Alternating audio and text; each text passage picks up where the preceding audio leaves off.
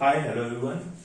यहाँ पे हम बात करेंगे जुडिशरी क्लासेस की कि अगर आप अपनी प्रिपरेशन क्लासेस के थ्रू करना चाहते हैं, घर बैठ के ऑनलाइन क्लासेस देना चाहते हैं, तो आप मेरे प्लेटफॉर्म के थ्रू या मुझसे क्लासेस ले सकते हैं।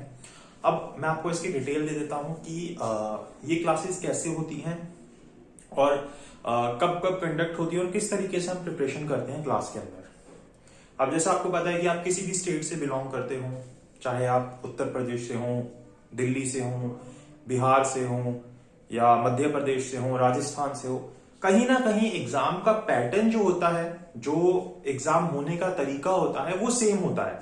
ठीक है। अब सिलेबस के अंदर कहीं ना कहीं थोड़ा बहुत फर्क आता है हर एक स्टेट में, पेपर के अंदर थोड़ा बहुत फर्क आता है, तो वो तो चीजें जो है वो सब स्टेट वाइज होती हैं। लेकिन अगर हम जर्नल लेके चले तो जर्नल प्रिपरेशन एक तरीके से ही होती है कि सभी के अंदर पहले प्री होता है, फिर मेंस होता है, फिर वाइवा होता है। प्री के अंदर कुछ जो मेन सब्जेक्ट्स है वो आते हैं, ठीक है, वो सभी स्टेट में कॉमन होते हैं। फिर उसके बाद कुछ लोकल लॉज होते हैं जो स्टेट टू स्टेट वेरी करते हैं, तो वो हम जब उस पर्टिकुलर स्टेट के एग्जाम आते हैं उस वक्त उनको प्रिपेयर कर लेते हैं। अदरवाइज हमें जो प्रिपरेशन है वो होलसम एक ही साथ कर सकते हैं, तो उसमें कोई प्रॉब्लम होती नहीं कि पर्टिकुलरली सिर्फ यही स्टेट है तो यही स्टेट पढ़ना है। तो अगर आप पढ़ रहे हो तो सारी चीजें कॉमन ही है। उसके बाद आप जब एक बार स्टेट के एग्जाम आते हैं तो उधर के लोकल लॉज फिर आप पढ़ के वहां के जो प्रिपरेशन है वो कर सकते हैं। अब देखिए जैसे प्री है, प्री के लिए जो है हमें एमसीक्यू की प्रैक्टिस करनी होती है। लेकिन जब हमने अपनी प्रैक्टिस स्टार्ट की, जब हमने शुरू की तैयारी करना, तो हमें सीधा सीधा उठा के ये नहीं कि हमने एक एक्ट पढ़ा और उसके हम एमसीक्यू करने लग गए, तो वो आपकी जो तैयारी है वो एक तरीके से प्री ओरिएंटेड मानी जाएगी। वो जो तैयारी का तरीका है, अप्रोच है, उसको सही नहीं बोल सकते कि जिसके थ्रू आप अपने एग्जाम क्लियर कर पाए। कि अगर आप सिर्फ बेयर रेट उठाएं और एमसीक्यू करें, बेयर रेट उठाएं एमसीक्यू करें, तो उससे हो सकता है और मोस्ट प्रोबेबली बहुत अच्छे चांसेस है कि आपके प्री क्लियर हो जाए, लेकिन आप मेंस क्लियर नहीं कर पाएंगे। क्यों नहीं क्लियर कर पाएंगे? क्योंकि प्री के बाद मेंस देने के लिए टाइम इतना नहीं होता कि आपने सिर्फ प्री की तैयारी करी, अब आप मेंस की तैयारी करेंगे।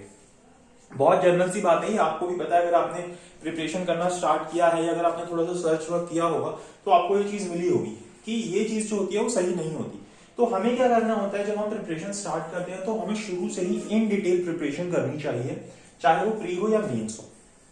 और अगर आपका प्री क्लियर होता है तो प्री की बाद में कोई वेटेज नहीं रहती। प्री सिर्फ आपका एक क्वालिफाइंग एग्जाम है। प्री की बाद में जब आपका सिलेक्शन होता है उस वक्त कोई वेटेज नहीं होती। उस वक्त मेंस और जो वाइवा के अंदर नंबर आते हैं उसके थ्रू आपका सिलेक्शन होता है। उसके थ्रू देखा जाता है कि आप जो है क्वालिफाई करते हैं या नहीं करते।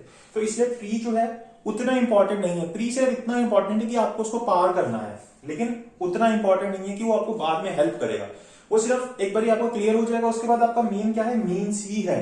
मेंस ही आपको आगे बनाएगा। वाइवा से भी ज्यादा मैटर मेंस ही करता है। आपको मेंस के अंदर सबसे अच्छे स्कोर करना है, तो अब मेंस के अंदर अच्छा स्कोर करना है तो आपको शुरू से मेंस को ही लेके चलना है। और मेंस को लेके चलोगे, जिस तरीके से तैयारी करोगे, तो आपको जो प्री है वो अपने आप साथ साथ प्रिपेयर हो जाएगा। अलग से आपको कुछ करने की जरूरत नहीं पड़ेगी। अब यहाँ पे भी एग्जाम होते हैं, जैसे सिविल 1, सिविल 2, क्रिमिनल, लैंग्वेज का पेपर आता है, ठीक है। तो लॉ वाले पेपर में आपको इतनी प्रॉब्लम नहीं होगी, क्योंकि लॉ पढ़ते ही हैं आप, एलएलबी में भी पढ़ रहे हो या पढ़ के आए हो, लेकिन वहां की अप्रोच अलग होती है। जिस तरीके से वहां एग्जाम देते हैं, यहाँ की अप्रोच थोड़ी सी अलग होती है। तो उसके लिए हमें क्या करना पड़ता है, लॉ तो वही होता है, लॉ में कोई फर्क नहीं आता कि आपने एलएलबी में लॉ कुछ और पढ़ा तो यहाँ पे लॉ ही चेंज हो जाएगा, ऐसा तो हो नहीं सकता ना।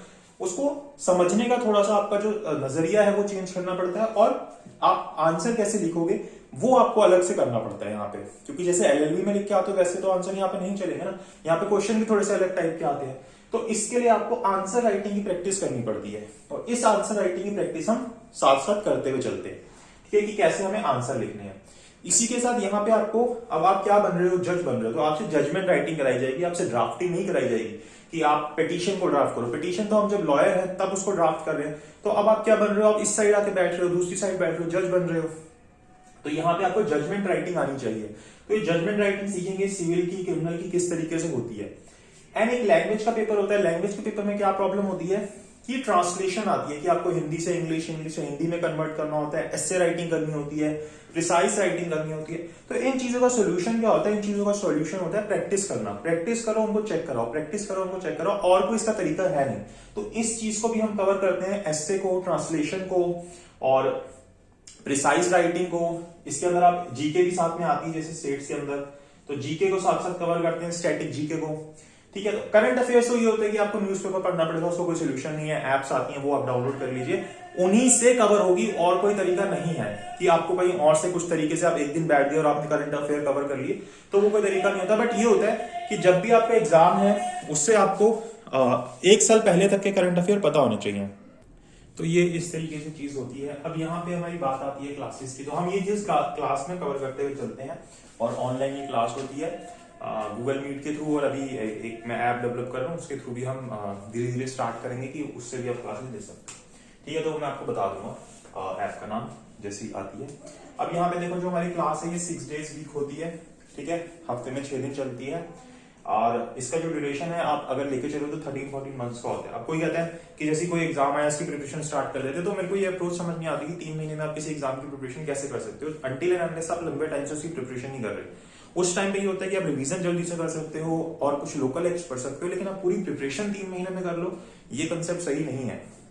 अगर किसी का होता है तो अच्छी बात है, बट मेरे को ये चीज समझ नहीं आती कि कैसे होती है। ठीक है, तो अब बाकी फीस की बात रहती है, तो फीस आप मुझे व्हाट्सएप कर सकते हैं इस नंबर के ऊपर 7531000390 के ऊपर, और अगर इसके अलावा अगर आपकी कोई इंक्वायरी है क्लास से रिलेटेड तो वो भी आप मुझसे पूछ सकते हो। तो आई होप आपको समझ आया होगा कि किस तरीके से हम प्रिपरेशन करते हैं, क्या तरीका रहता है। तो अगर आप अपनी प्रिपरेशन करना चाहते हैं घर बैठे ऑनलाइन, तो आप मुझे कॉन्टेक्ट कर सकते हैं और अपनी क्लासेज जो है वो स्टार्ट कर सकते हैं।